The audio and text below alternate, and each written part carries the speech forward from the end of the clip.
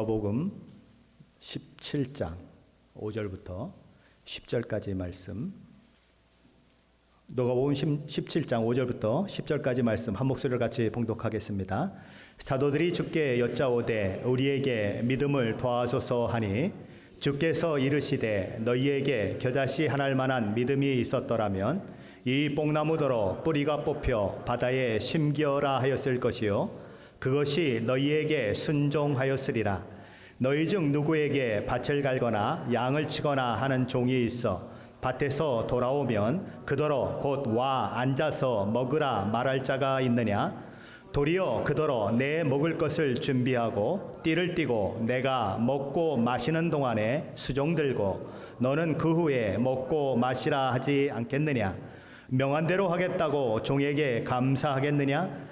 이와 같이 너희도 명령받은 것을 다 행한 후에 이르기를 우리는 무익한 종이라 우리가 하여야 할 일을 한 것뿐이라 할지니라. 아멘.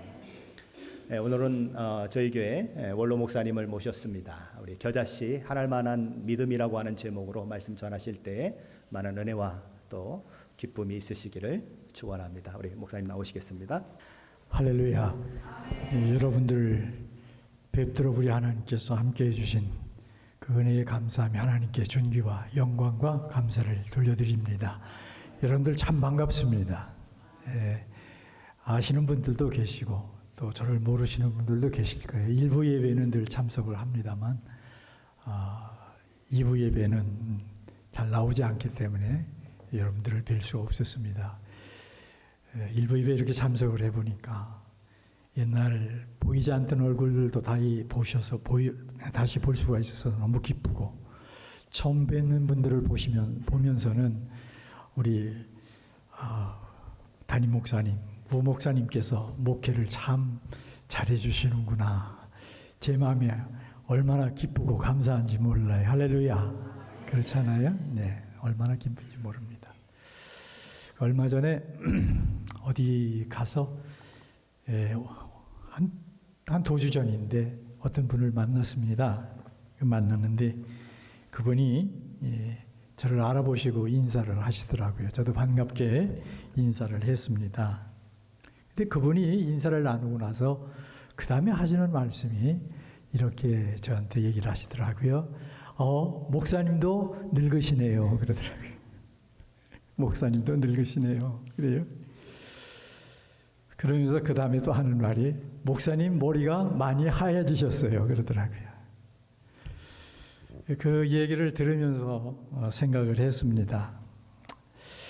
늙는 거야 어쩔 수 없지만 그러나 늙어가기보다는 익어갈 수 있으면 좋겠다. 그런 생각이 제 마음에 다가왔어요. 내가 좀 더 성숙해 갈 수 있으면 좋겠다. 어쩔 수 없잖아요. 머리가 휘어지고 또 여기저기가 결리고 아픈 거야 어떻게 하겠어요. 그 인생인데. 그냥 건강만 하면 자꾸만 사람이 욕심이 생겨요. 더 살고 싶은 보다는 정말 우리가 힘들고 어려워도 부름을 받은 하나님의 자녀들이라고 한다면 그 소망이 하나님 나라에 있기 때문에 할 수 있으면 아름다운 인격으로 우리가 나이 더해져 가야 되지 않겠나. 아름다운 모습으로 하나님 앞에 설 수 있으면 얼마나 좋겠나. 그런 생각을 해보았습니다. 사랑하는 여러분, 우리 시애틀 임마누엘 교회 모든 지체들은 정말 아름답게 익어가고 또 성숙해가고, 그래서 우리 하나님 앞에 섰을 때 하나님의 기쁨이 되실 수 있기를 주의 이름으로 간절히 축복합니다. 사역을 내려놓은 저에게 어느 날 하나님께서 오늘 본문인 누가복음 17장 5절로 10절의 말씀으로 다가오셨습니다. 그날부터 저는 이 본문을 제 카톡에 올려놓고 이 말씀에 붙들려서 내 자신에게 묻고 또 물었습니다. 하나님이 이 말씀으로 왜 내게 다가오셨을까? 그렇게 묻고 또 물으면서 17장 1절로 10절을 함께 묵상하고 또 묵상했습니다. 그런 중에 제가 얻은 대답은 두 가지였습니다. 하나는 하나님이 사역을 내려놓은 내가 섬겨온 사역을 놓고 그저 저는 무익한 종입니다. 그저 제가 해야 할 일을 한 것뿐입니다. 지난날 하나님께서 나를 부르시고 나에게 사역을 맡기시고 이끌어 오도록 해주셨는데 그렇습니다. 나는 무익했는데도 불구하고 하나님께서 나를 부르셔서 주의 종 삼으시고 사용해 주셨습니다. 너무 감사합니다. 이 마음으로 나머지 인생을 살도록 하자. 이런 결심을 가지도록 우리 하나님께서 이 말씀으로 다가오셨구나. 그렇게 제가 받았습니다. 또 하나는 저는 무익한 종입니다. 그저 제가 해야 할 일을 한 것뿐입니다라는 마음가짐으로 지난 사역을 섬겨왔더라면 좀 더 아름다운 사역, 열매를 좀 더 많이 맺는 사역의 길을 걸어올 수 있었을 텐데 그러지를 못했구나 하는 자책감이 내 마음에 다가오면서 그 다음에 회개하는 마음으로 매일매일을 걸어가고 있어요. 내가 좀 더 나는 무익한 종이라고 나는 마땅히 해야 할 일을 하는 것뿐이라고 우리 지체들에게 어떠한 대우를 받거나 존경받거나 그런 기대를 하지 말고 내가 그냥 섬겨왔더라면 나로 인해서 실족하는 사람들이 훨씬 적었을 텐데 나 때문에 상처받는 심령들이 없었을 텐데 하는 자책이 내 마음에 다가왔어요. 하나님께서 이것을 가르쳐 주시는구나. 그런 의미에서 오늘 말씀은 제가 받은 바 은혜에 대한 간증이기도 합니다. 그리고 여러분들을 향한 강력한 권면이기도 합니다. 그렇습니다. 여러분, 이 땅 위에 살면서 목사든 장로든 권사든 집사든 그렇게 대우받고 지칭을 받는 것보다 더 중요한 것은 무엇이냐 하면 하나님의 은혜에 대한 올바른 반응을 보일 줄 아는 그리스도인들로 살아가는 것이 더 중요한 줄로 믿습니다. 꼭 기억하십시오. 5절로 10절을 본문으로 선택해서 함께 읽었지만 본문 5절로 10절은 17장 1절로 4절의 연장이기 때문에 1절로부터 살펴야 제대로 이해할 수 있습니다. 그런데 지금까지 많은 경우 1절로 2절, 3절로 4절, 5절로 6절, 그리고 7절로 10절 이렇게 네 가지 내용으로 나누어 별개로 취급하는 경향을 가지고 있었습니다. 그런데 그렇게 별개로 취급하면 이해가 제대로 되지 않는 점들이 나타나요. 그러므로 저는 제게 다가온 은혜대로 이 본문을 1절부터 살펴보려고 합니다. 그럼 17장은 어떻게 시작하고 있을까? 한번 1절부터 우리 2절까지 같이 한번 읽겠습니다. 시작.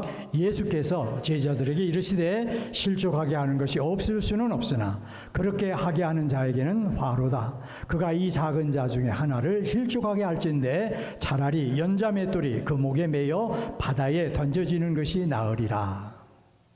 무슨 말씀일까? 한마디로 실족시키지 마라 그런 말씀이에요. 그 누구도 실족시키지 마라.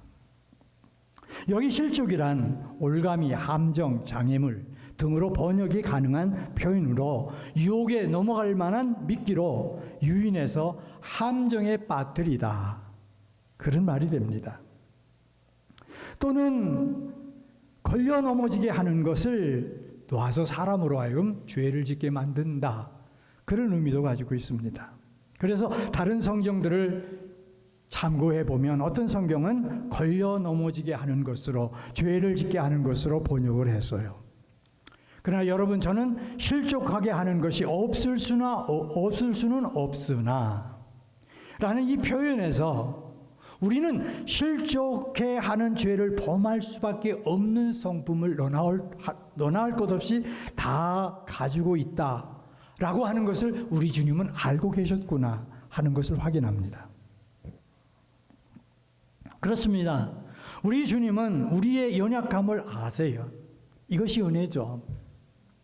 우리의 연약함을 아시기 때문에 우리에게 우리 주님이 필요했고 우리 주님이 필요해서 우리 하나님은 우리 주 예수 그리스도를 내어놓으실 뿐만 아니라 십자가에 다시기까지 하셨어요. 이것은 무엇으로도 다 측량할 수 없는 하나님의 은혜인 줄로 믿습니다. 지금도 여전히 하나님은 여러분과 저의 연약함을 아시고 다가오시는 하나님이십니다. 그럼에도 불구하고 우리 예수님은 그런 주님의 긍휼하심과 인자하심을 구실 삼아서 그의 그 죄의 성품을 그대로 견지하며 살아라. 다시 말하면 내게 어쩔 수 없는 그 죄의 성품, 실족케 하는 그 성품을 가지고 있으니까 뭐 실족시킬 수 있어. 당연하게 생각하며 살라고 말씀하시지는 않으셔요. 거기에 그대로 머물라고 말씀하지 않습니다. 그럼 뭐라고 말씀하실까? 그렇게 하는 자에게는 화로다. 그렇게 하는 자에게는 화로다. 그가 이 작은 자 중에 하나를 실족하게 할진대 차라리 연자맷돌이 그 목에 매여 바다에 던져지는 것이 나으리라. 무슨 말씀일까? 절대 그래서는 안 된다. 내가 인정해 준다고 해서 그 연약함에 그대로 머물러 살려고 해서는 안 된다. 그렇게 다짐하고 계세요. 여기 작은 자란 표현은 어린 아이가 아니라 아직 믿음을 갖지 못한 사람, 아직 영적으로 성숙지 못한 연약한 모든 사람들을 일컫는 말입니다. 그리고 연자맷돌이 그 목에 매여 라고 하는 이 표현은 정말 무서운 말이에요. 이것은 뭐냐면 걸려 넘어지게 하는, 네가 누구를 걸려 넘어지게 한다고 한다면 차라리 연자맷돌, 무거운 돌을 내 목에다 걸고 너 바다에 빠져라, 그런 얘기예요. 무서운 말이죠. 무서운 말이에요. 남을 넘어지게 하면, 남을 시험에 들게 하면 내가 차라리 죽어, 그런 얘기예요. 무섭죠. 이걸 여러분과 제가 심각하게 좀 생각할 수 있어야 합니다.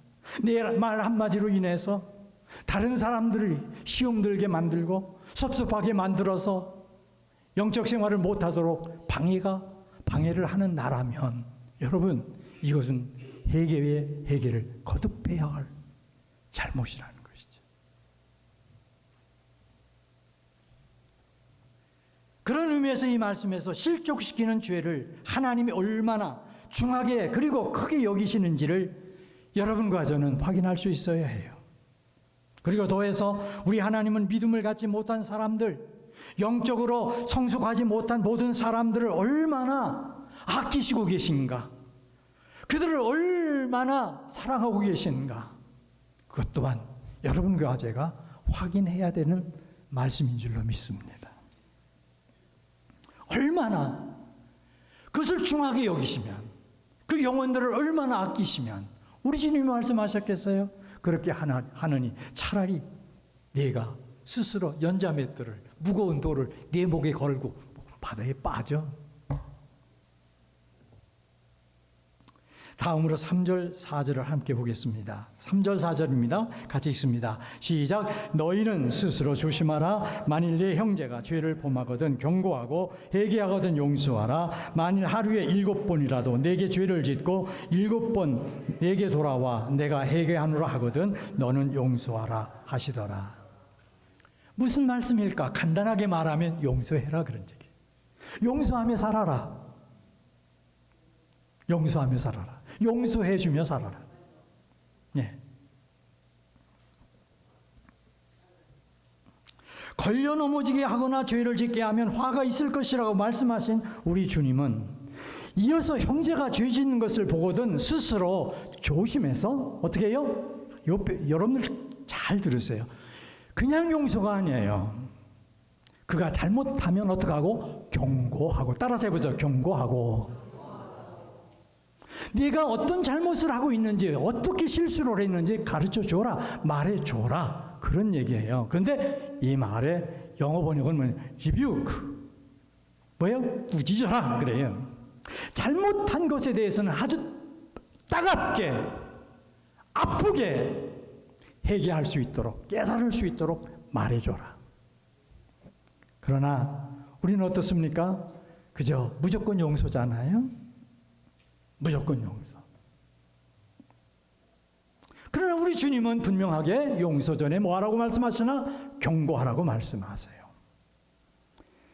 이 말씀을 생각하는 동안에 제 마음속에 다가온 것이 잠언 27장 5절 6절 말씀이었어요.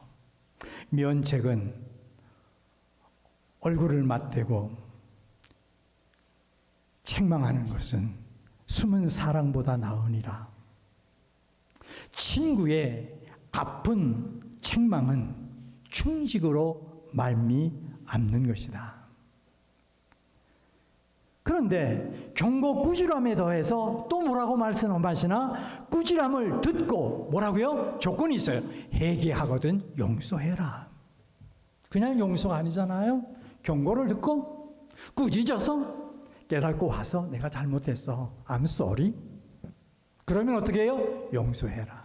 근데요, 제가 목회를 그동안 해와봤고 목사님들하고 어울리면서 또 교제를 해봐도요, 사실 I am sorry를 제일 잘해야 할 우리 그리스도인들이 여기에 얼마나 인색한지 몰라요. I'm sorry 하면 죽는 줄 알아요. 큰 손해보는 줄 알아요. 안 그렇습니다. 우리 주님은 분명하게 말씀하세요. 내가 잘못한 것이 기억나면 어떡하라고요? 찾아가서 I'm sorry 해라. 그러면 어떻게 해요? 용서하되 70번에 7번까지 용서해 줘라.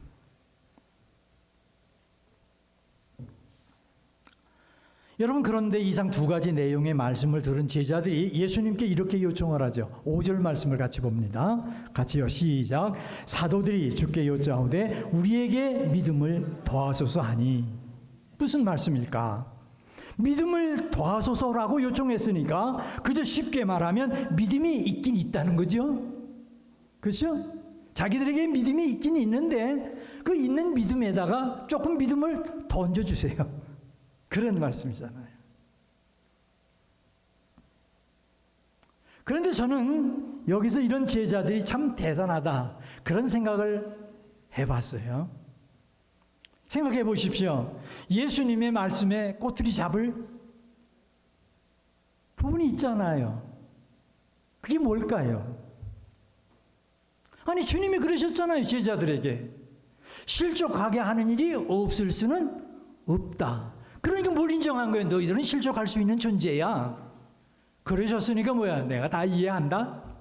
그러니 용서해라. 그러고 넘어가셨으면 좋은데 그러질 않으세요. 그러질 않으시고 도리어 실족해 하는 자는 뭐요? 죽어라. 그러신단 말이에요. 그러니까 충분히 여기서 예수님의 말씀에 대해서 걸고 넘어질 조건이 있는 거예요. 아니, 예수님, 실족하게 하는 일이 없을 수는 없다고 하시면서 실족시킬 수밖에 없는 우리에게 실족시키려면 차라리 죽으라니요? 연자맷돌을 우리 목에 달고 바다에 빠지라니요? 반론을 제기했을 텐데 그러지 않았어요. 그저 주님의 말씀을 듣고 자신들의 믿음이 좀 모자라는 것으로 여겼습니다. 아니, 자신들의 믿음을 가지고 주님을 따르고 있다고 여겼는데 지금껏 그렇게 예수님을 따르면서도 사람들을 실족시켜 왔고 용서는커녕 늘 반목하며 알아주니 안 알아주니, 내가 크니 내가 크니 좌의정 우의정하며 주님의 근심거리가 되어 왔어요. 그리고 지금 자신들이 가진 그 믿음은 믿음의 축에도 들지 못한다는 것을 이들은 알게 됐습니다. 그래서 예수님께 요청했습니다. 우리에게 믿음을 더하소서. 우리에게 믿음을 더하소서. 제자들이 이 요청에 대한 예수님의 대답이죠. 6절 말씀을 같이 한번 읽겠습니다. 시작. 주께서 이르시되 너희에게 겨자씨 하나일 만한 믿음이 있더라면 이 뽕나무더러 뿌리가 뽑혀 바다에 심기어라 하였을 것이요 그것이 너희에게 순종하였으리라. 그래, 믿음을 더해줄까? 그래, 믿음 더 주지. 그리고 주님께서 믿음을 더 주셨으면 얼마나 좋겠어요? 어떻게 보면 예수님의 제자들의 요청과 예수님의 대답은 어때요? 조화를 이루질 않아요. 조화를 이루지 않습니다. 주님이 엉뚱한 대답을 하시는 거예요. 너에게 겨자씨 하나일 만한 믿음이 있었더라면. 이 뽕나무더러 뿌리가 뽑혀 바다에 심겨라 하였을 것이요 그것이 너에게 순종하였으리라. 뽕나무까지 순종시킬 수 있는 겨자씨 하나일 만한 믿음. 오늘 제가 말씀의 제목을 겨자씨 하나일 만한 믿음, 거기까지만 여러분들이 생각하시면 곤란해요. 그 뒤에 뭐가 붙었어요? 퀘스천이 붙었습니다. 딱. 도대체 주님이 말씀하신 겨자씨 하나일 만한 믿음이란 어떤 믿음이냐? 여러분과 제가 오늘 이 말씀을 통해서 이것을 놓쳐서는 안 됩니다. 그것이 무엇인지 잡아야 돼요. 여러분, 겨자씨 하나일 만한 믿음, 그렇게 하고 그것을 이해하려고 할 때 우리는 지금까지 지극히 작은 믿음, 지극히 작은 믿음. 여러분들이 묻습니다. 믿음 있으십니까? 믿음 없이 여기 나와서 계세요. 오늘 목사님께서 교동문 하실 때 뭐라고 그랬어요? 믿음이 없이는 하나님을 기쁘시게 할 수 없다. 믿음이 있으세요? 없으세요? 뭐 겨자씨만한 믿음이지 어쩐지는 모르지만 믿음이 있으니까 주님 앞에 나오셨잖아요. 예배 드리러 나오셨어요. 할렐루야. 이 믿음이 있어요. 이 믿음은 어떻게 보면 겨자씨 하나일 만한 믿음보다 어떨까요? 클 수도 있어요. 저는 그렇게 생각합니다. 열일을 제쳐놓고 오늘 어디 왔어요? 주님의 임재 앞에 나왔습니다. 이거 큰 믿음이에요. 이거 보통 아니에요. 네. 그렇다고 한다면 겨자씨 하나일 만한 이 믿음, 뽕나무 뿌리를 뽑아서 저쪽 바다에 던질 만한 이 믿음은 도대체 어떤 믿음일까?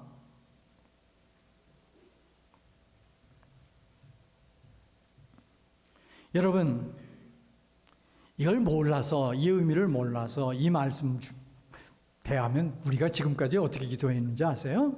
그저 하나님 큰 믿음 주세요. 큰 믿음. 뭐 큰 믿음을 가져야만 뭐가 되는 줄 알았어요. 그리고 겨자씨 하나일 만한 믿음은 무슨 큰 능력을 행사하는 믿음으로 생각했어요. 그래서 이 믿음 주시면 내가 이런 큰 능력을 행해서 좀 어떻게 드러나고, 나 이거 엄청난 은사를 받았다. 재고 다니고 뭐 사람들 병 고친다고 손 얹고 그럴 생각만 했잖아요. 우리 주위에, 우리 가운데 이런 사람들이 있어요. 여기서 벗어나야 합니다.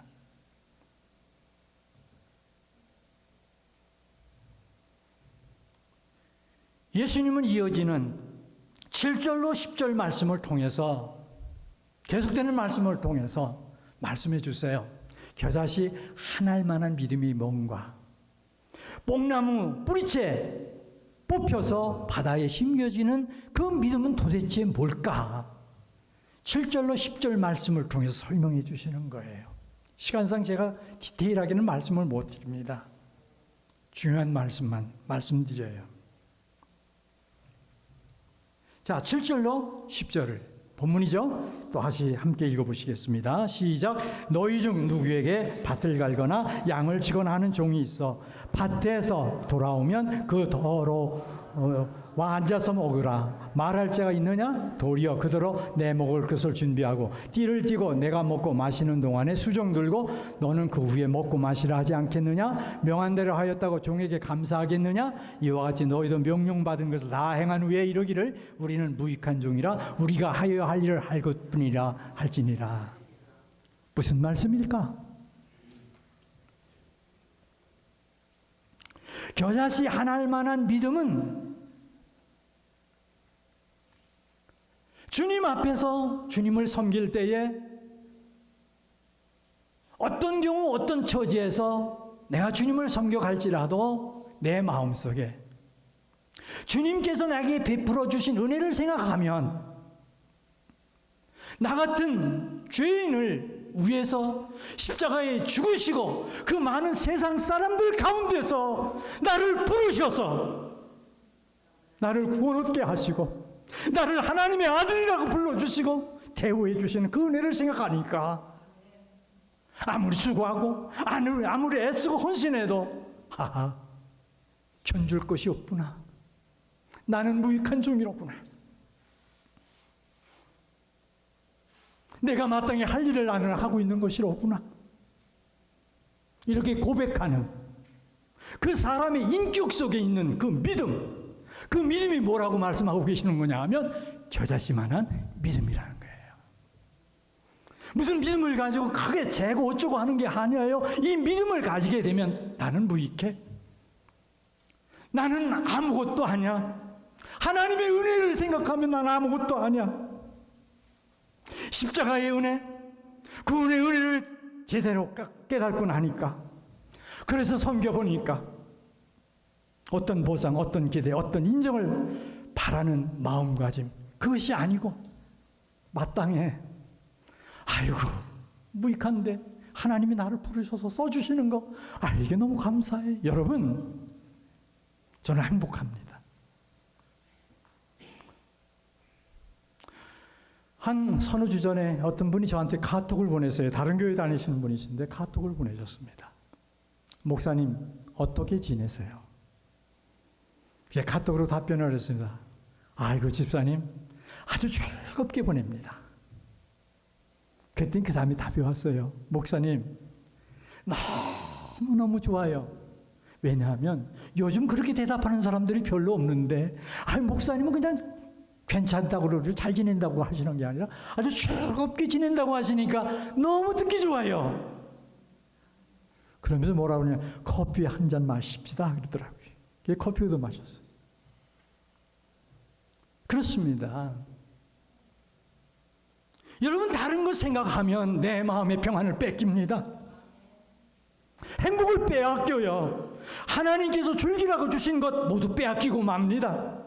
그러나 무익한 종입니다. 내가 해야 할 일을 할 뿐입니다. 그렇게 섬기고 있습니다. 이 마음을 가져보십시오. 누가 알아주든 못 알아주든 상관없어요.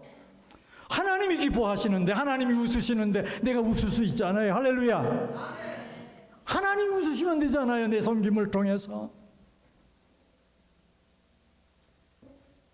나 같은 죄인이 용서함 받아서 주 앞에 오른 사람 되물, 확실히 믿기는 어린 양 예수의 그 피로 속죄함 얻었네. 그 피로 속죄함 얻었네. 저는 생각하면 생각할수록 그래요. 나 같은 것을 하나님께서 예수 믿게 하지 않으시고 나로 하여금 예수 믿을 때 비전을 갖게 안 하셨더라면 나는 어디서 지금 무엇을 하고 있을까 생각하면 끔찍해요. 끔찍해. 네, 하나님 나를 부르셨어요. 나를 사용해 주셨어요. 지금도 나와 함께 해주고 계세요. 얼마나 기뻐요. 여러분, 하나님의 구원의 은혜의 올바로 응답하며 반응하며 섬기는 사람이 가진 믿음, 그것이 바로 겨자씨 한 알만한 믿음이에요. 그 속에 있는 믿음이. 주님은 말씀하시는 거예요. 그 믿음을 가지고 있으면 다른 사람들을 어떻게 해요? 걸려 넘어지지 않게 할 수가 있다. 그들에게 시험 들지 않게 할 수 있다. 그렇게 섬길 수 있다는 거예요. 근데 저는 그러질 못했어요. 지내놓고 보니까 너무 부족했던 거예요. 너무 연약했던 거예요. 저 때문에 교회를 떠난 사람들도 많아요.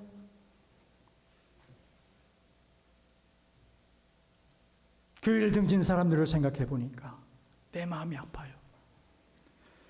나는 그래도 그 영혼들을 아끼고 사랑하는 마음에서 얘기를 해줬지만 충분히 이해하지를 못하고 얘기해줬던 그런 순간들이 너무 많은 거예요. 성경에 보면 그렇게 섬겨간 사람을 소개하죠. 그런 사람이 누굴까? 바울 사도였어요. 사실 여러분들 성경을 읽어보세요. 신약 성경에 가장 많은 서신을 기록해서 남겨준 사람이 누굴까? 바울 사도입니다. 그는 학자였습니다. 그는 위대한 사람이었어요. 훌륭한 사람이었어요. 그러나 바울 사도는 여러분, 우리도 그렇게 존경하지만 그의 서신을 통해서 보면 자신을 뭐라고 소개합니까? 예수 그리스도의 종 바울이라고 소개하고 있습니다. 그렇게 말하는 이 종은 노예로 죽고 사는 권리조차 없는 아주 무익한 존재라는 그런 뜻이잖아요. 이런 말씀을 나눌 때 그저 여러분을 그냥 흘려넘기지 마세요. 바울 사도가 같은 그 위대한 사람이, 그 훌륭한 사람이 뭐라 그랬어요? 나는 생사조차도 내가 주장할 수 없는, 내 생사조차도 주장할 수 없는 나는 예수의 종이다, 노예다. 그리고 그는 죽도록 충성했잖아요. 저는 바울 서신을 읽다 보면 정말 그래요. 제가 언젠가 우리 어머니가 저한테 물으셨어요. 옛날 시애틀 처음에 왔을 때, 야 목사야, 너를 위해서 어떻게 기도해 주랴? 바울 사도처럼 쓰임받게 해달라고 기도해 주세요. 그렇게 대답을 했죠. 교회 나가서 새벽 기도를 하고 집에 돌아왔는데 우리 어머니 물으시더라고. 목사야, 너 바울 사도처럼 되게 해달라고 기도해 줬지? 기도해 달라고 그랬지? 그런데 너 바울 사도처럼 40에 하나 가만 배도 맞을 각오가 돼 있냐? 그때 정신이 번쩍 났어요. 꽃만 보고 좋다고 하지 꽃을 가꾸기 위해서 거기 피 흘리고 땀 흘린 그 수고와 희생은 전혀 생각하지 않았던 내 모습을 보면서 내가 얼마나 부끄러웠는지 몰라요.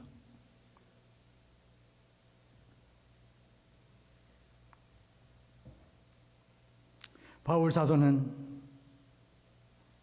하나님이 맡겨주신 사역을 맡아서 그야말로 죽도록 수고하고 했었어요. 관제, 하나님께 마지막으로 드려지는 제물이 될 때까지 달려갈 길을 최선을 다해서 달려갔어요. 아끼지 않았어요. 그렇게 섬기면서 그렇게 섬기는 것이 아주 마땅하다고 여겼어요. 하나님이 자기에게 주신 은혜가 너무 자기 분에 넘치고 커서 그 섬김을 아주 당연한 것으로 여기고 칭찬을 기대할 만한, 대가를 기대할 만한, 어떤 보상을 기대할 만한 존재가 아니라 자신을 예수 그리스도의 노예로 간주하고 섬겼어요.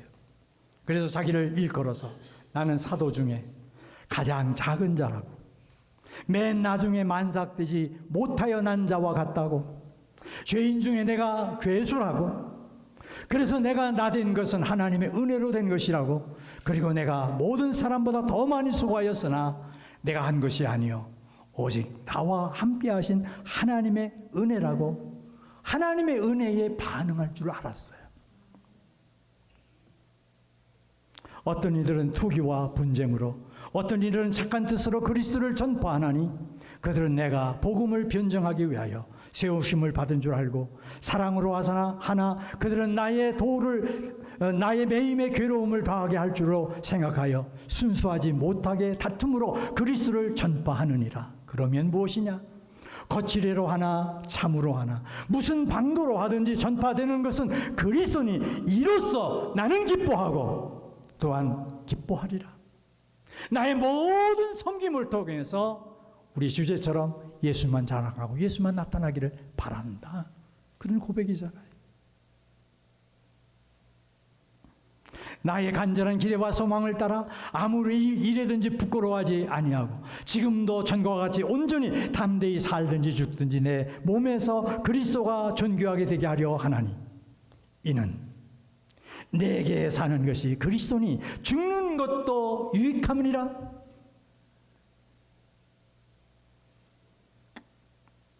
무슨 말씀입니까? 자신의 모든 사역을 가능하게 한 것은 하나님께서 자기에게 주신 은혜라는 거예요. 은혜. 자기가 자랑할 것은 하나님의 은혜밖에 없다는 거예요. 내세울 것도 하나님의 은혜밖에 없다는 거예요.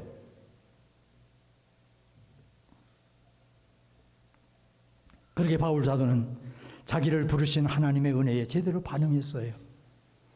즉 오늘의 본문 말씀에 바울 사도의 고백들을 대입시킨다면 다메섹으로 가는 그 길 위에서 자기를 만나주신 주님의 은혜에 그는 주님 앞에 서는 그날까지 나는 무익한 종이라 내가 하여야 할 일을 한 것뿐이라고 반응을 했고, 하나님은 그런 바울 사도에게 믿음의 능력을 입혀주셔서 자신의 사역의 길을 끝까지 달려갈 수 있게 해주셨다는 것이지요. 그렇게 바울 사도가 하나님의 은혜에 대한 반응을 가지고 주어진 직분을 감당한 결과가 그럼 뭘까? 그럼 뭘까? 하나님은 참 재미있으세요.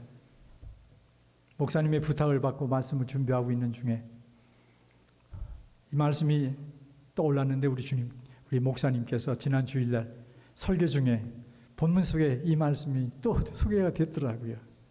하나님은 또 알고 계셨나? 그런 생각을 했어요. 그 말씀이 뭘까? 지난주에 갈라디아서 4장을 우리가 목사님을 통해서 들었잖아요. 나눴잖아요. 그 중에 14절 15절이죠. 거기 보면 이렇게 말씀하고 있죠. 오직 나를 하나님의 천사와 같이 또한 그리스도 예수와 같이 영접하였도다. 그리스도 예수와 같이 영접하였도다. 너희가 할 수만 있었더라면 너희의 눈이라도 빼어 나에게 주었으리라. 바울 사도가 그래요. 나는 무익한 종이에요. 나는 마땅히 할 일을 할 뿐이에요. 그렇게 고백하며 반응하며 달려갈 길을 수고하며 애쓰며 달려갈 때에 그래도 알아주는 사람들이 있었다는 거예요. 위로해주고 격려해주는 사람들이 있었다는 거예요. 혼자가 아니었다는 거예요. 요즘 조국의 정치적 현실을 두고 많이들 걱정하시죠. 얼마 전에 이곳을 방문 중에 계신 분을 만났습니다. 목사님이세요. 그분이 조국의 현실을 어쩌면 좋으냐고 제게 물으셨습니다. 그러면서 하시는 말씀이에요. 우린 여기서 이렇게 편안하게 예배를 드리고 있는데 한국의 교회들은 지금 아주 초상집 같대요. 뭐 세습이니 뭐니 큰 교회들이 벌려놓는 사건들 때문에 교회를 떠나는 수가 얼마나 많은지 문 닫는 교회들이 카운트레스 셀 수가 없다는 거예요. 그러면서 저한테 물어요. 목사님, 어떻게 하면 좋아요? 저는 이렇게 대답했어요. 한국 교회가 책임져야죠. 한국의 목사님들이 책임져야죠. 한국의 그리스도인들이 책임져야죠. 왜요? 또 물으세요. 제가 이유를 이렇게 대답했어요. 선교 100년 사이에 크나큰 부흥을 일으킨 나라는 세계사에 한국밖에 없어요. 그런데 그 놀라운 부흥의 역사를 조국 대한민국에 있는 교회들에게 허락해 주셨을 때 하나님의 교회들이, 하나님의 종들이 어디에 주목했느냐? 주의 백성들이 어디에만 주목했느냐? 자기 교회 부흥이라고 하는 그것이 성공과 직결되는 것처럼 거기에만 그냥 매진했어요. 윤리와 도덕도 없어요. 교회를 개척했어요. 교회를 세웠어요. 건축했어요. 커졌어요. 자기 교회인가요? 하나님의 교회인데 세습을 했어요? 아니, 세습하겠다고 싸움질을 하고 있어요. 법정을 찾아가고 있어요. 세상의 사람들이 그런 교회들의 모습을 보면서, 목회자들의 모습을 보면서, 주의 백성들의 모습을 보면서 어떻게 찾아오겠어요? 떠나죠? 그래요, 안 그래요? 우리도 마찬가지예요. 저는 저희 교회가 우리 우광필 목사님 잘 모시고 건강한 교회. 그렇습니다. 무엇을 어떻게 해요? 어떤 위치, 어떤 자리에서 어떻게 섬기든지 그저 그 모든 것을 통해서 내가 섬깁니다가 아니라 뭐예요? 나는 부익합니다. 마땅히 할 일을 나는 하고 있습니다. 이렇게 섬기세요. 그러면요, 모두가 행복할 수가 있어요. 내가 먼저 행복하고 우리 모두가 행복할 수가 있어요. 그러다 보면 하나님의 교회는 든든하게, 아주 든든하게 아름답고 복되게 세워져 갈 줄로 믿습니다. 몇 주 전 담임 목사님의 말씀을 부탁받고 이해하고 대답을 드리지 못했습니다. 제가 말씀을 나누죠. 예, 목사님, 제가 순종하겠습니다. 그러지 못했어요. 왠지 아세요? 여러분, 어젯밤에 저 잠 못 잤습니다. 오늘 나는 이 말씀이 고민이 돼가지고 얼마나 눈만 감았다 하면 말씀이 왔다 갔다 해요. 이 말씀을 전하는 사람의 그 부담감이 있거든요. 그래서 제가 가만히 대답을 않고 있었습니다. 근데 그 다음 주일 예배를 드리고 나오는 제게 목사님이 악수를 하시면서 교회 종리 후에 주일을 섬기려면 너무 피곤해요, 목사님. 좀 도와주세요. 그러시더라고요.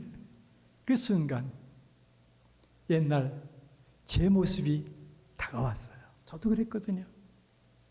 주일날, 일하고 난 주일날 말씀을 전하려고 하면 말이 자꾸만 빗나가요. 빼놓기도 해요. 그것이 생각이 나서 목사님의 요청을 들어야 되겠다 하는데 제게 주신 이 말씀이 다가왔어요.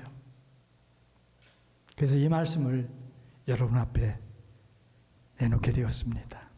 아무쪼록 우리 함께 섬겨가면서 나는 무익한 종이라 내가 해야 할 일을 하고 있을 뿐입니다. 하나님의 은혜에 이렇게 반응하며 섬기심으로 내 주변을 겨자씨 하나일 만한 믿음의 능력으로 변화시켜 가시는 우리 모두가 될 수 있기를 주 예수 그리스도의 이름으로 간절히 축복합니다.